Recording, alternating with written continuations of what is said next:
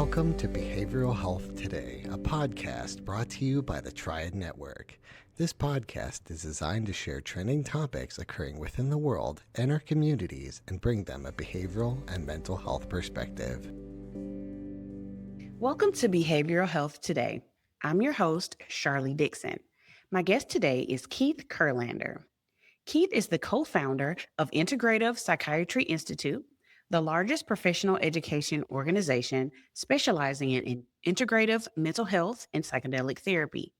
He also co-hosts the Higher Practice podcast and co-founded the Integrative Psychiatry Centers, a clinic transforming mental health care with innovative treatments. With over 20 years as a psychotherapist and coach, Keith's journey began after a near-suicide experience at 19, which sparked his lifelong exploration of mental health, trauma, and psychedelic-assisted healing. Today, he's dedicated to teaching methods that help people overcome mental illness and unlock their full potential. In our episode today, we'll explore Keith's personal journey through mental illness and psychedelic experiences, his approach to integrative psychiatry and trauma healing, the evolving landscape of psychedelic therapy, and practical insights for unlocking mental health, spirituality, and human potential. Thank you so much for coming to the show today, Keith. Welcome. Hi, thanks for having me. Absolutely. So we'll just jump right on in. From my understanding, your mental health journey began with a very intense experience around 19 years old. Can you share what happened and how it shaped your path? Yeah, I was at the University of Massachusetts in Amherst, and I lived in a high-rise tower. I think it was the 19th floor, somewhere around there. I had done psilocybin that night for the first time, and I ended up alone in my room and very quickly became very overwhelmed, and I had sort of this epiphany, I thought, in the moment of like, I've always felt this horrible feeling and I need to kill myself, and walked over to the window and was going to try and find my way out of it. And then I'm going to condense the story a little, but I had a hallucination of my 5-year-old sister who was like, don't do this. And I listened to her in the hallucinatory form. And I took myself away from the window and kind of made it through the night. And then from then on, I had just a very severe mental health symptoms that I think turned out were with me prior to that moment. But it was on and off throughout my adult life. I had to figure out what was going on. And it led me to becoming a psychotherapist and making it my life mission to understand mental and spiritual health. Absolutely. That is a touching story, and often one that are similar ones that I hear from people who have become therapists and folks that work as practitioners with people who, use and abuse substances. Can you speak directly to how those experiences with substance use and then also severe mental illness and treatment resistance, how they inform your approach to how you help people today? I think you made a good point, which is that most healers are trying to heal something inside themselves, and that's why they become healers, because it's like the only way to heal to that degree sometimes is to make your whole life about it. And so you make your profession about it and you want to help people. In terms of myself, there's many stages. So I became a therapist pretty young, fairly young. I was 25 when I started training. During my 20s, I was pretty heavily focused on yoga as a mechanism to help myself, yoga meditation. And this was in the late 90s, early 2000s. In my 30s, it was therapy and different forms of therapy. There were other sort of spiritual communities I was dabbling with outside of the yoga communities I was in. And then I had a return to a psychedelics church for a while, an ayahuasca church in my 30s. And then in my late 30s and early 40s, I'm in my late 40s, I got very into integrative medicine to heal my body and my diet and things. And so it was kind of like different chapters for myself, but it also translated to ways in which I was working with my clients over the years, obviously. I was sort of my own guinea pig science experiment. And then, as a therapist, often you sort of like, something starts working for you. You tend to start talking a lot about it with your client, even though nobody wants to admit that, but that's kind of how it works. It absolutely does. I kind of giggle when you said it, because things that I've experienced myself as a person that goes to therapy, but then also as a practitioner, my therapist will kind of take me down a road, and I'm like, you know what, maybe that makes sense. This Right. is what I could do. And then you start doing that. You Yeah. And then definitely you're in do. like that chapter for like a year or whatever. Yes, Yeah. absolutely, absolutely. So in that search to find healing for yourself, is that kind of how you came up with the or co-founded the Integrative Psychiatry Institute and Centers? Can we talk a bit about that personal journey in kind of moving towards that integrative medical care? Yeah. I mean, I think that whole journey led to that moment when me and my close friend, who's a psychiatrist, who also had his whole journey and was practicing integrative medicine by then, we came together and we're like, we need to get this information out. Like, mental health care is really suffering. Like, rising rates of mental illness and treatment resistance is overwhelming. And let's go do something about that.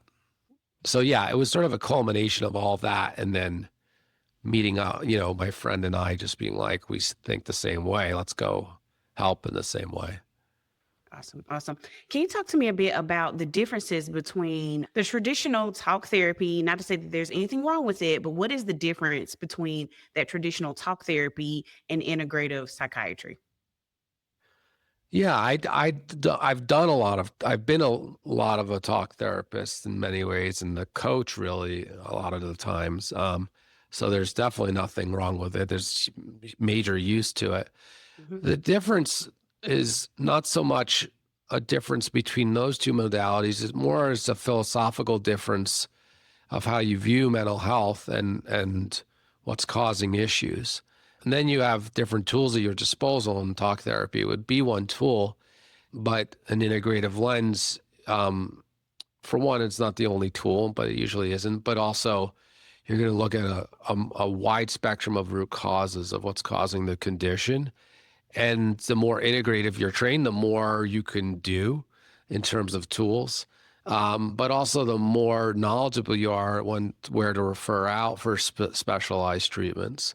So an integrative lens on mental health is really about understanding a wider spectrum of root causes of what's actually happening for a person, and then having the knowledge and either the toolkit to practice some of those interventions and the knowledge to refer out for others, but to really be able to guide someone through that process so that, you're not only focused on sort of whatever it is. You might only be focused. Traditionally, we're trained we're reductionistic in our training. So typically we're focused maybe you're a cognitive behavioral therapist and you're really focused on cognitions and behaviors, or you're a depth psychologist. You're really focused on maybe childhood or whatever, or whatever, on and on, right? And then, or we go into medicine and it's like, well, you're really focused on symptom management as a psychiatrist typically. Maybe you're doing some depth psychotherapy along or psychodynamic, but so it's really about bringing in the term integrative. It's really about trying to span disciplines, at least in your understanding. Maybe you're not practicing them all, to help somebody, because it's usually a complex situation. You're usually not just this, okay, just do this one thing and you're good to go.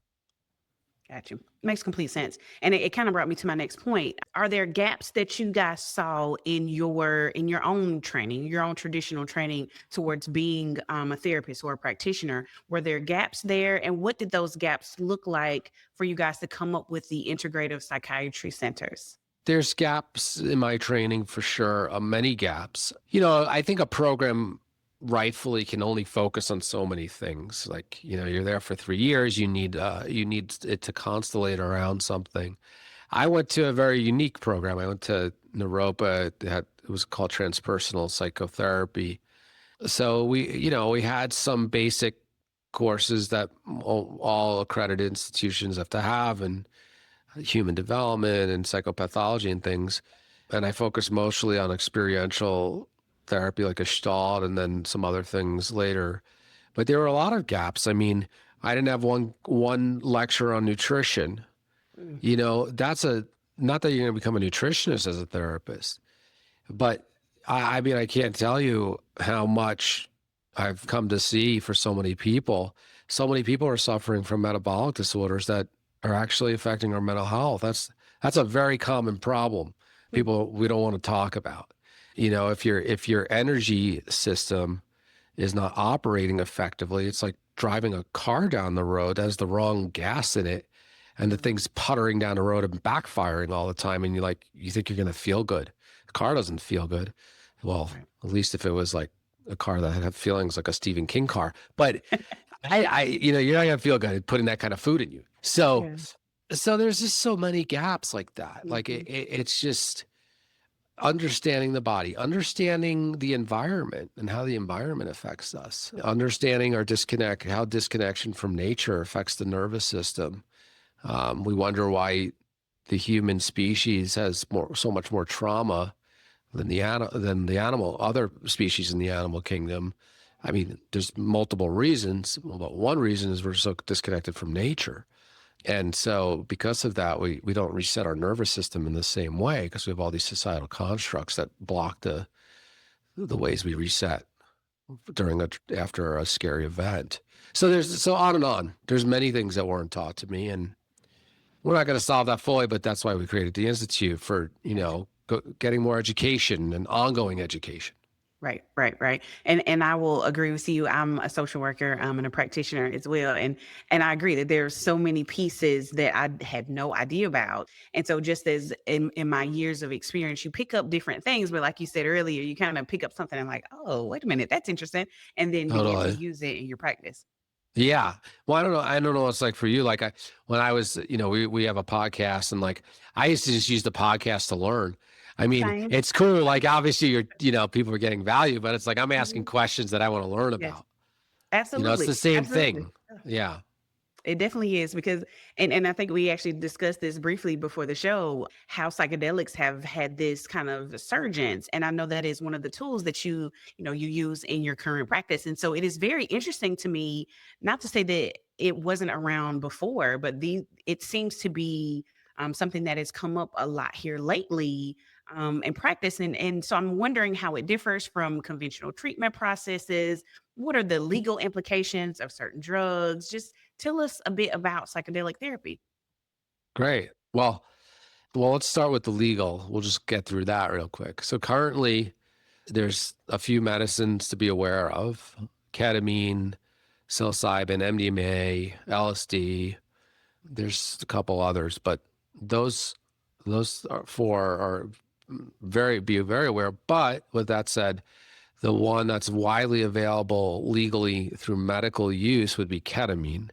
After that, you have psilocybin that has a state approval, still federally illegal in Colorado and Oregon for use as a service. And then you have MDMA got rejected in its approval for therapeutic use last August 2024. Okay. But there's a lot of energy in the news around this, and they might just look at it again and pass it. They might have to do another study. It might be a year or two away, but it still looks pretty hopeful, not definite by any means. So that's MDMA therapy. And then you have, and I know some people don't even know what these words are, and then you have psilocybin outside of state approval into phase 3 trials. Could be as early as 2027. We have FDA approval on those. LSD is in phase 3 also, a little earlier than psilocybin. Could see those. It's possible it could see LSD in 2028, 2029. So it's possible in the next 5 years, we're going to see like crazy amount of psychedelic therapy legally happening everywhere. I think it's likely we'll see quite a, where we are now, we have a lot of awareness and some ketamine therapy happening where we're going to be in 5 years. Probably your neighbor has done psychedelic therapy in 5 years from now, kind of thing. Or, on your block, someone on your block has done it. We could say it that way, as like a real treatment, So that's the legal part. Okay. How does it work differently? I mean, I think it's really hard to describe what a psychedelic experience is, even after you've done it once. You still don't even know what the hell happened. So you could remember something, but like there's no way for the mind to wrap its head around exactly what happened. Because when you're in that experience and when you're not in that experience, so ordinary therapy, ordinary consciousness therapy is walking around, we have certain types of consciousness. Right. But when we do that, it's sort of like remembering a dream. Like you could describe what it was like to be in the dream, but it's so different than when you're actually in the dream. You know, it's like the memory of the experience is not the experience. So it's so radically different. And there's not really that many things that pushes that into like someone's consciousness like that, where you can have such a radical different experience of yourself and the world around you. And then you get to do therapy in that experience. So what does that allow you to do? It allows you to see yourself from a lens you either have never seen before, a new perspective on oneself, or a lens that's always been there, but you're really in avoidance of it, right? Could be like, it's like, oh, I've always known I've seen myself this way. Like, oh my God. And then of course you come out and you're like, wait, what was that? But like, there is this sort of part of you that might be, sitting there waiting to be seen. And so there's that part of it where you just get to start to look at oneself and others and how you're behaving through another lens. They tend to also many times allow you to access your childhood in ways that you're unable to access in ordinary consciousness, both sometimes through memories that you forgot or through seeing events in your childhood through a different lens. And typically, but not always, these are healing sort of perspectives you're having in yourself. There are the type of psychedelic therapy experiences where it's like you feel like, you're on a chariot flying through the universe and you're going to fall off at any moment. You're holding on for dear life, like gripping your hands on it, the reins, thinking that you're going to die any second. There's those. We won't focus on those for a moment. But outside of those, you're typically in this sort of relationship to a healing process. And those can be healing too, and they happen. I mean, if you've done enough psychedelic therapy, you can have a very hard experience at some point. So there's that, and then there's the biological. Different medicines work differently. To either you could have like this process in neuroplasticity of dendritic sprouting and new connectivity of different networks and brain regions and enhancing the connectivity in the brain. Some of them have anti-inflammatory properties in the brain. So different mechanisms there. Yeah. But some of the data, I mean, I don't know how much we know about long-term durability, quite frankly, but at least in the short-term gains, I mean, there's some really amazing studies we're seeing, like, ketamine therapy, ketamine treatments. It's like you could have 70% of people can have like their symptoms cut in half after 1 to 3 sessions. Right. You could have a person that's been in severe suicidal ideation for months or even years, have it go away in that session. Just boom, gone. That's crazy. There's no other thing that can really do that. MDMA, healing severe PTSD after you've tried everything. Psilocybin, maybe end of life stuff too is interesting to look at, like really afraid of dying and doing a psilocybin journey and being ready. And so there's many uses and it's not a panacea. I mean, there's things, there's challenges, there's risks, there's things that can happen, but overall I think the studies are showing it's probably safe or safer than other treatments. I mean, and you start to look at some of the other stuff like antidepressants, and I've been on them in my side effects too. Yeah, they have side effects, and I've been on them in my previous journey, but they have some very high risks too. Mm-hmm. Like people have killed themselves, and like there's risks there too. So like there's no free lunch here, but it's psychedelics. Maybe it's a free snack. We'll be right back after a word from our sponsor.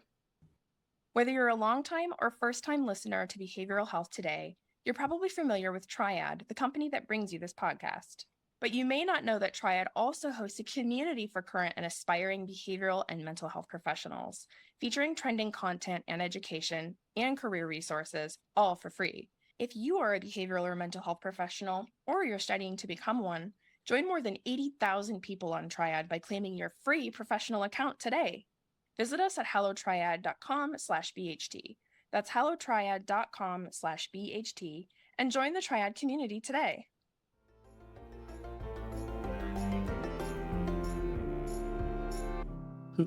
Got it. Yeah. So how do you decide when you should use which therapy, whether it should be some form of medication, whether it be a psychedelic or an antidepressant or therapy or a combination of both? Like, how do you decide what is appropriate?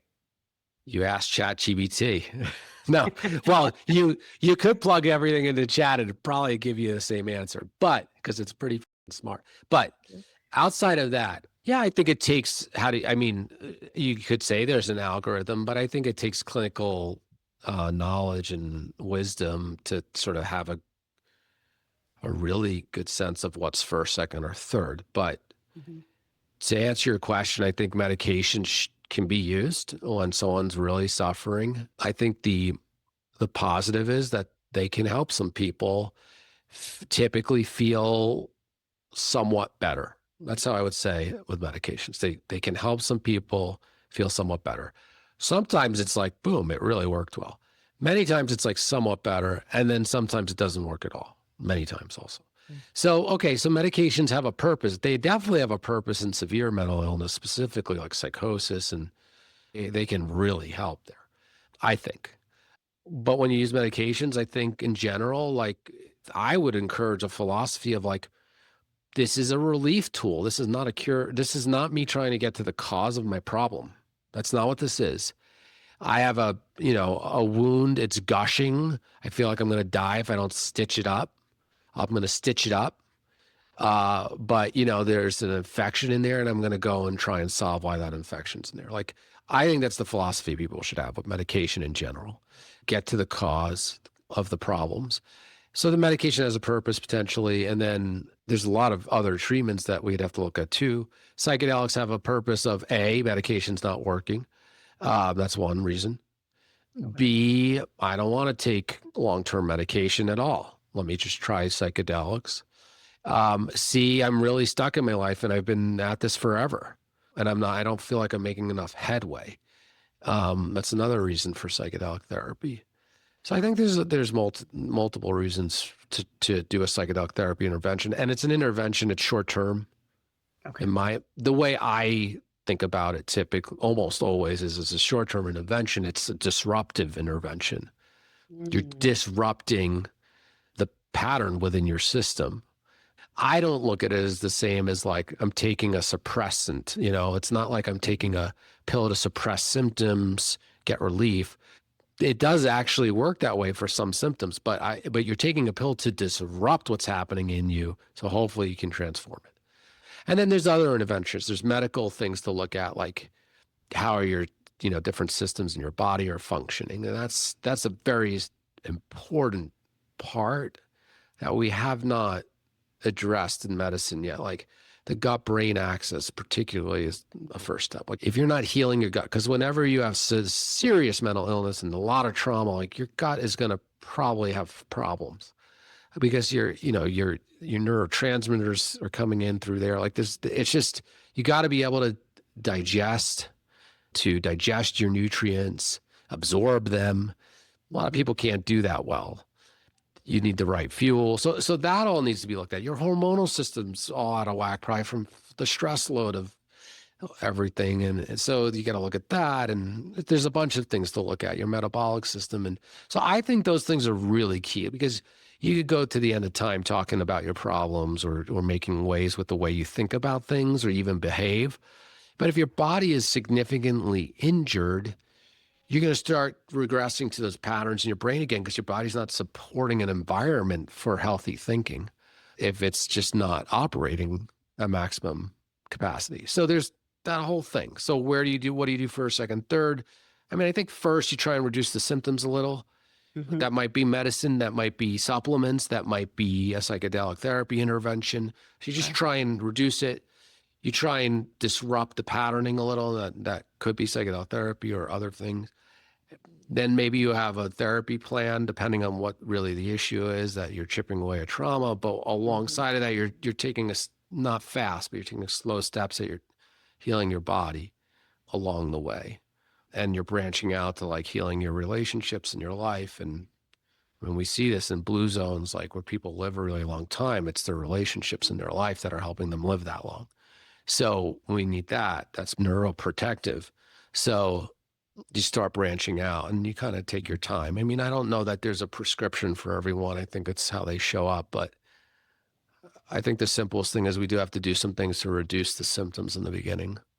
Or you're just never going to do any real behavior change if you don't. You're just going to keep distracting yourself as much as you can to run away from all that suffering with, scrolling like I did last night for 4 hours or whatever it is.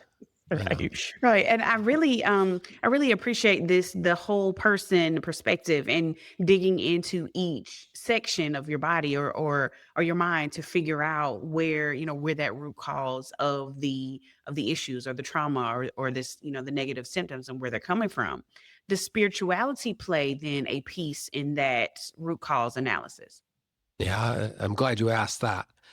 So let me start with a root cause, and then I want to tie in spirituality. So I think trauma, the concept of trauma, and I'll say what that is in a minute for me, but trauma is one of the most common root causes across all mental health issues.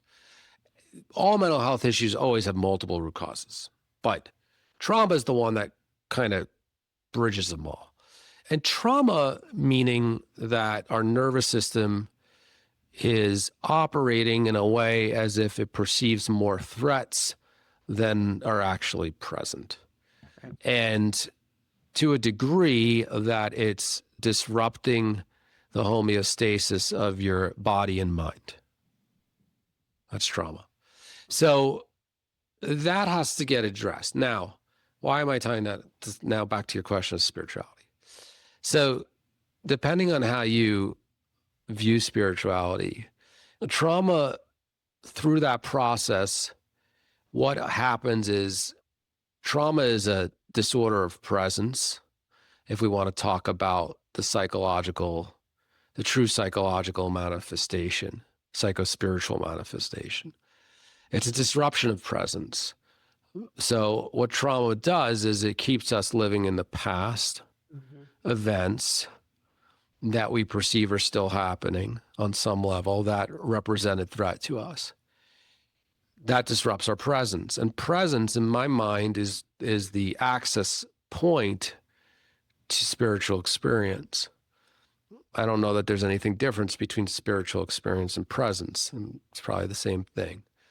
Getting to presence is something humans have been trying to do for probably at least 8,000 years. Maybe before that, or 15 or 20,000 years ago, we were probably more present, but we were more primitive. So the experience of presence was more primitive. But now we're sort of fighting our way back to presence. But the cool thing is you get to bring this abstract witness through all of this technology of the mind that's developed over civilization in the last 10,000 years. So even though we've lost presence in the process, the experience is quite interesting and complex now. It was different, much different tens of thousands of years ago. So in that process, we're disrupted through trauma.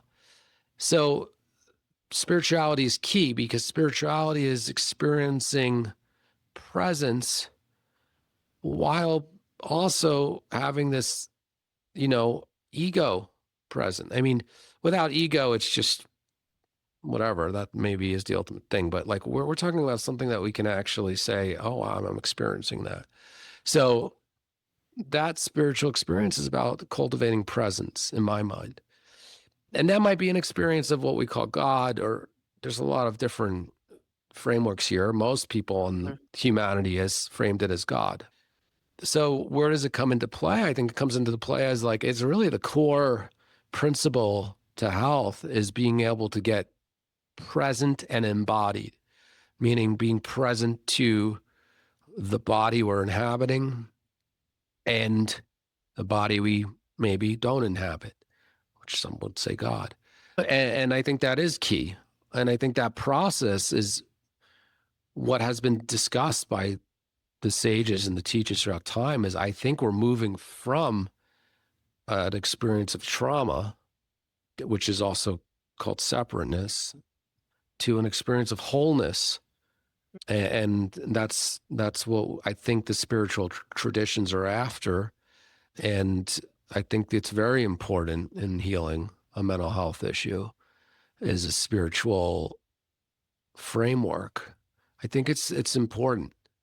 But how you get there, there's a lot of belief systems I take them with a grain of salt personally. It's like you can get there as an atheist or you can get there as a monotheist or whatever. It's like, but if you're not having any idea that like I need to be present and I'm curious what's outside of myself also. Yeah. I think there's a fundamental attachment to living through a separate threatened sense of self. And I think that leads to mental health symptoms over time.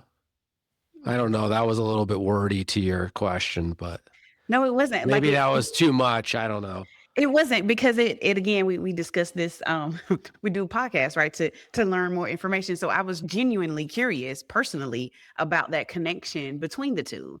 In my current work, I work in dialysis. And so I see a lot of patients who are dealing with end of life issues, and the patients who have sought some level of spirituality and wholeness and presence tend to be the ones that are the most, this is going to be okay, Sharlee. It's going to be all right. Like, this will come to an end. Until then, I will keep coming here. But for now, I am okay. And the ones that have not sought that are the ones that are so flustered and just cannot seem to wrap their minds around that this is a, a terminal situation that we're dealing with, and we're going to keep you alive and work towards a quality of life there.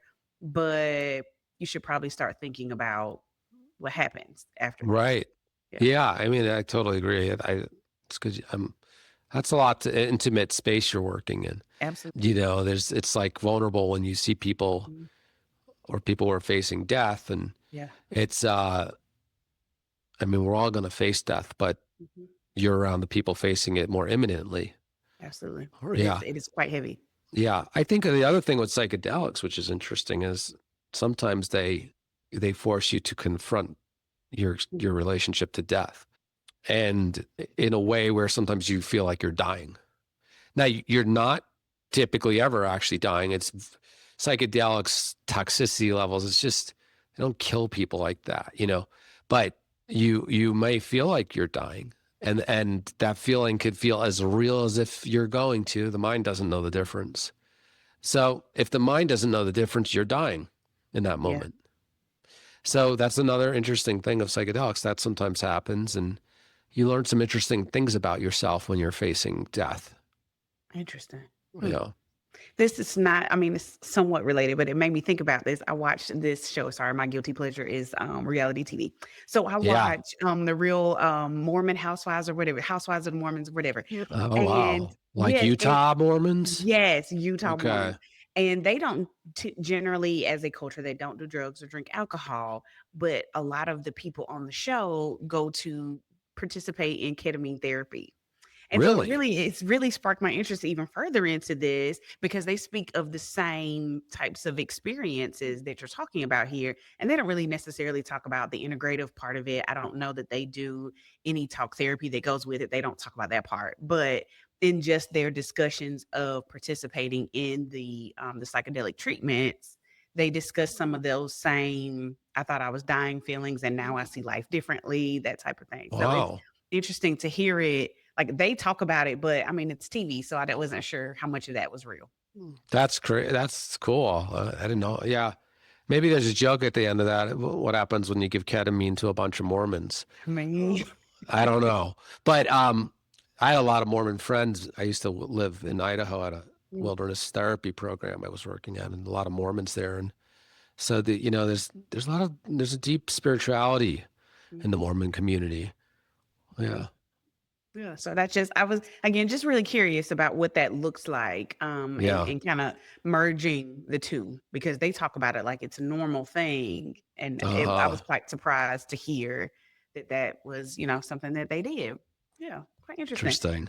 What does the future of psychedelic therapy look like? You started to mention, or you did discuss all of the drugs and their approval processes. So what does that look like next? How do you think education should evolve around legalization and using it as treatment? No medicine is technically yet approved through the FDA for therapy other than ketamine has a version of ketamine called Spravato that came out a handful of years ago. It's an intranasal spray that's approved for the treatment of treatment-resistant depression. Not as a psychedelic therapy tool, but anyways, that's kind of our closest. But we don't have a full-on one approved yet. It's either going to, hopefully, one of these come through soon, or all they do. But it's either going to be MDMA getting re-looked at since the rejection a couple of years ago, a year and a half ago, and that could be in the next 12 to 16 months, or psilocybin could be within 2 years, LSD within 3 to 4 years. So everything's kind of around the corner. We need one to get approved, and that will change a lot of the stigma that will hopefully get others approved. I mean, obviously the data has to be solid, but I think the data probably will be solid. So it looks like psychedelic therapy is coming to a theater near you. Interesting. That's what it looks like. Yeah. The future, like 2030, 2040, I think, again, you're going to be someone right around the corner from you is like talking like they did psychedelic therapy as if they just went to their therapist. It's like it's not there yet, but it's already the point where like I go to, places that I would just not assume, just more mainstream, non-alternative, places that aren't known to be alternative in culture at all. And I get asked randomly sometimes in a conversation, they don't even know who I am about psychedelic, that like it's coming up a lot more than I would expect right now.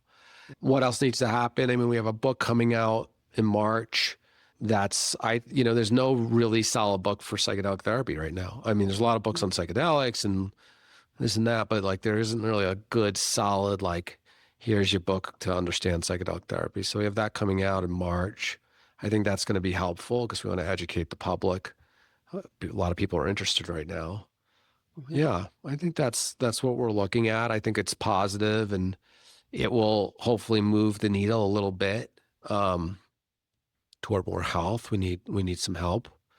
We're kind of losing our minds right now, especially in this country, but in many places. Mm-hmm. We've lost our minds. So maybe this can like help some people find their mind a little bit more. Nice. Very nice. Very nice.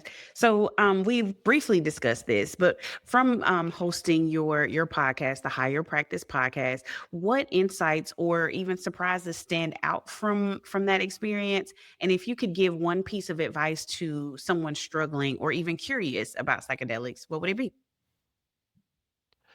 The podcast, so I've gone in many waves with the podcast. We're sort of on another sabbatical right now, but the podcast has been, I kind of already talked about this. I mean, one insight is I got to ask all the people that I was wanting to learn from and study from the questions that I had. And I think my insight from it is that generally speaking, people want healing.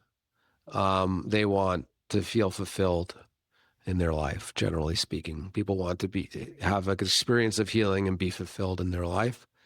And I think that's the general person on this planet, that they want that. And then you go through a spectrum of people that are more disconnected from that, but it's in them somewhere always.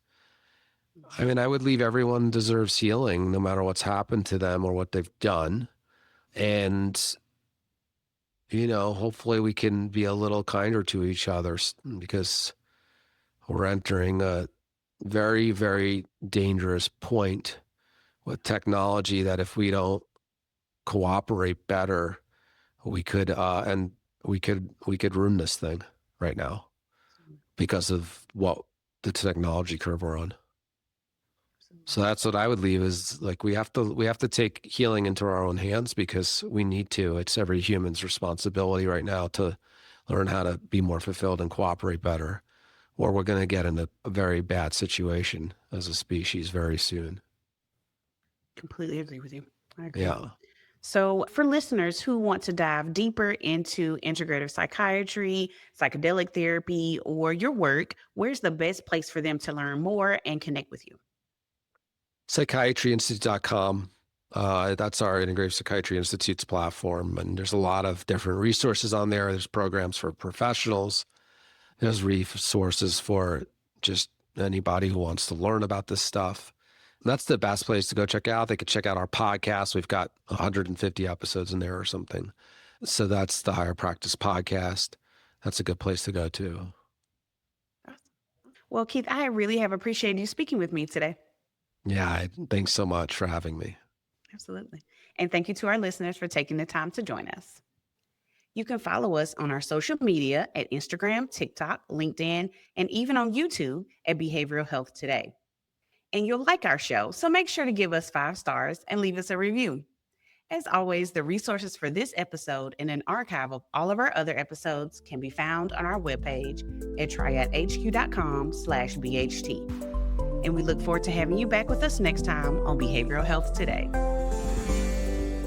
We appreciate all the support from our community, and if you like our show, one of the best ways you can support it is by giving us a 5-star rating and leaving a review. Behavioral Health Today is a podcast part of the Triad Behavioral Health Network, all rights reserved.